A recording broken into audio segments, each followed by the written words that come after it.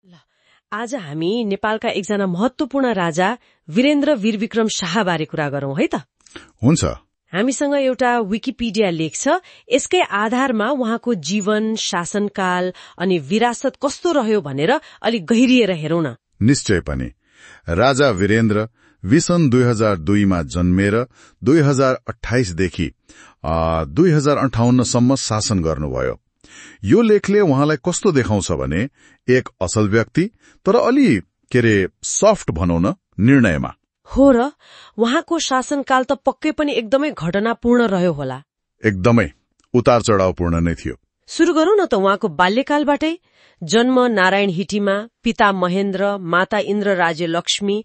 उहाँको पढाइ त वाव, दार्जीलिङ, बेलायतको इटन, जापान अनि अमेरिकाको हार्वर्डसम्म निकै फराकिलो है। हो, एकदमै।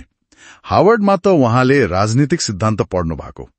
तर एउटा रोचक कुरा के छ भने नि, लेखमा पिता महेन्द्रको एउटा भनाइ पनि राखिएको रहेछ। ए, के भन्नुभएको थियो रे? उहाँले भन्नुभएछ, छोरा अमेरिका पढेर त आयो, तर के पढ्यो खै यसले के बुझाउँछ, उहाँको अपेक्षा फरक थियो कि? सायद उहाँको रुचि पनि त अलि फरक थियो नि, हैन? यात्रा, कला संकलन, हेलिकप्टर उडाउनुहुन्थ्यो रे। हो, ती उहाँका व्यक्तिगत रुचि भए। अनि 2026 सालमा ऐश्वर्या राणासँग विवाह भयो। त्यो विवाह त निकै भव्य थियो रे। लेख अनुसार त खर्च पनि उस्तै भएको देखिन्छ। अब शासनकालतिर लागौं। 27 वर्षको उमेरमा 2028 मा राजा बन्नुभयो। त्यति बेला त पञ्चायत थियो, हैन? हो, निरपेक्ष शासन नै थियो। दलहरूमाथि प्रतिबन्ध थियो। उहाँले पिता महेन्द्रले शुरू गर्नुभएकै पञ्चायत प्रणालीलाई निरन्तरता दिनुभयो सुरुमा। तर सधैँ त्यस्तो रहेन, हैन त? 2037 सालमा जनमत संग्रह भयो नि। हो, त्यो एउटा महत्वपूर्ण मोड थियो। निर्दलीय पञ्चायत कि बहुदलीय व्यवस्था भनेर भोट भयो। अनि नतिजा चाहिँ पञ्चायतको पक्षमा आयो। लगभग 55% पञ्चायत रोजे। भनेपछि झिनो मतले पञ्चायत जोगियो। तर राजनीतिक माहौल त पक्कै तात्दै गयो होला। त्यही त। त्यसको करिब 9 वर्षपछि 2046 सालमा त ठूलै जनआन्दोलन भयो। हो, 46 सालको जनआन्दोलन। त्यसपछि के भयो? त्यस आन्दोलनले ठूलो परिवर्तन ल्यायो।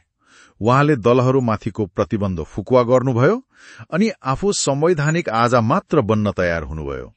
2047 सालको संविधान मार्फत? हो, 2047 मा नयाँ संविधान आयो। त्यसले नेपाललाई संवैधानिक राजतन्त्र र बहुदलीय प्रजातन्त्र भएको देश बनायो।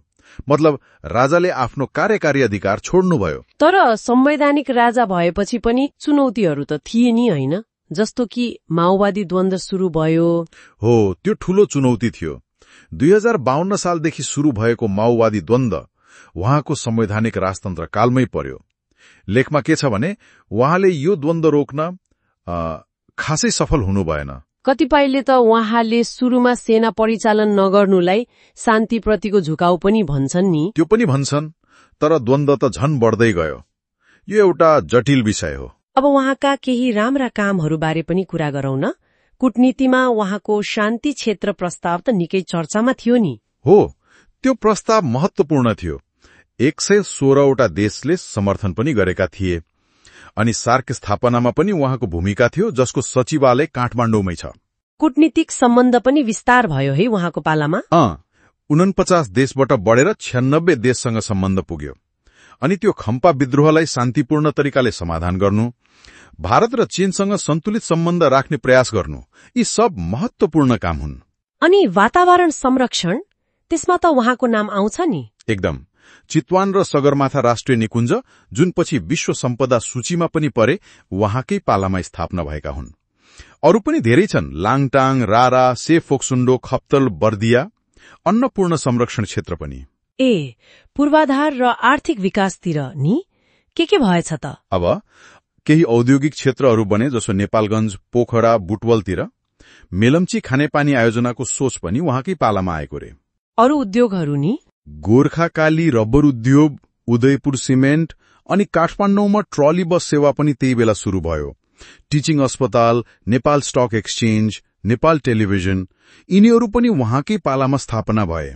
दुर्गम क्षेत्रमा विमानस्थल पनि बने है। हो, बागलुङ, डोल्पा, सिमिकोट, रामेछाप जस्ता ठाउँमा विमानस्थल बने। लामुसाङ्गु जिरी सड़क पनि त्यही बेलाको हो।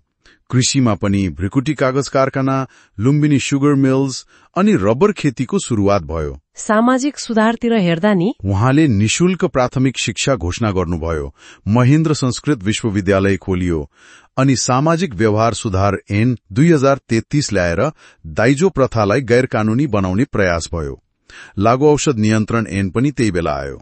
प्रशासनिक हिसाबले देशलाई 5 विकास क्षेत्रमा बाँड्ने काम पनि भयो। हो, त्यो पनि उहाँकै पालामा भएको हो। यति धेरै काम त भएछन्, तर उहाँको नेतृत्वबारे केही आलोचना पनि त छन् नि, होइन? जस्तो कि उहाँ अलि स्ट्रङ हुनुहुन्न थियो, निर्णय लिन समय लगाउनुहुन्थ्यो भन्ने खालका। लेखमा ती आलोचनाहरू पनि छन्। उहाँलाई कस्तो भनिन्छ भने सल्लाह धेरै लिनुहुन्थ्यो रे, तर निर्णयमा पुग्न अलि समय लाग्ने, कहिलेकाहीँ कन्फ्युज पनि हुने। पिता महेन्द्र जस्तो कडा र छिटो विकास गर्न सक्नु भएन भन्ने पनि छ। त्यो तुलना पनि गरिन्छ।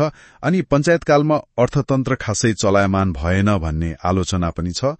प्रशासनिक असफलता, बाबुको विरासतलाई निरन्तरता दिए पनि ठूलो परिवर्तन ल्याउन नसकेको जस्ता कुराहरू पनि उठाइएका छन्। र उहाँको जीवनको अन्त्य त एकदमै दुखद, त्रासदीपूर्ण रह्यो। जेठ 19, 2058। हो, त्यो अत्यन्तै दुखद घटना थियो। नारायण हिटी दरबारभित्र भएको हत्याकाण्डमा उहाँ, रानी ऐश्वर्या, उहाँका छोराछोरी दीपेन्द्र, श्रुति, निराजन लगायत राज परिवारका धेरै सदस्यहरूको एकैसाथ हत्या भयो। त्यो घटना त रहस्यमय नै छ अझै पनि धेरैका लागि। लेखले चाहिँ आधिकारिक छानबिन प्रतिवेदनलाई आधार मानेर युवराज दीपेन्द्रले गोली चलाएको उल्लेख गरेको छ। जे भए पनि यो नेपाली इतिहासको एउटा भयानक र अँध्यारो अध्याय हो। त्यसपछि त दीपेन्द्रलाई छोटो समय राजा घोषणा गरियो अनि उहाँको निधनपछि ज्ञानेन्द्र राजा बन्नुभयो। हो, समग्रमा भन्नुपर्दा नि यो लेखले राजा वीरेन्द्रलाई एउटा जटिल बहुआयामिक व्यक्तित्वको रूपमा प्रस्तुत गर्छ। कसरी?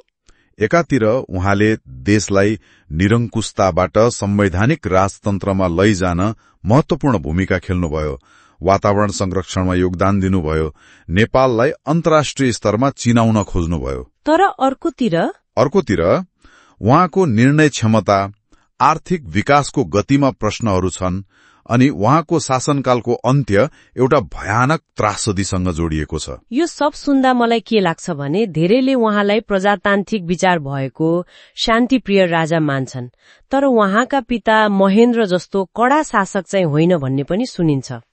हो, त्यो धारणा बलियो छ। यसले एउटा प्रश्न उठाउँछ के, ठूलो राजनैतिक उथलपुथल भएको बेला नेतृत्व कस्तो हुनुपर्छ? सबैको सल्लाह लिएर अघि बढ्ने शैली ठिक कि छिटो र कडा निर्णय लिने क्षमता चाहिने? खै हो, यो निकै सोचनीय विषय हो। राजा वीरेन्द्रको विरासतलाई यही कोणबाट हेर्दा धेरै कुराहरू खुल्न सक्छन्।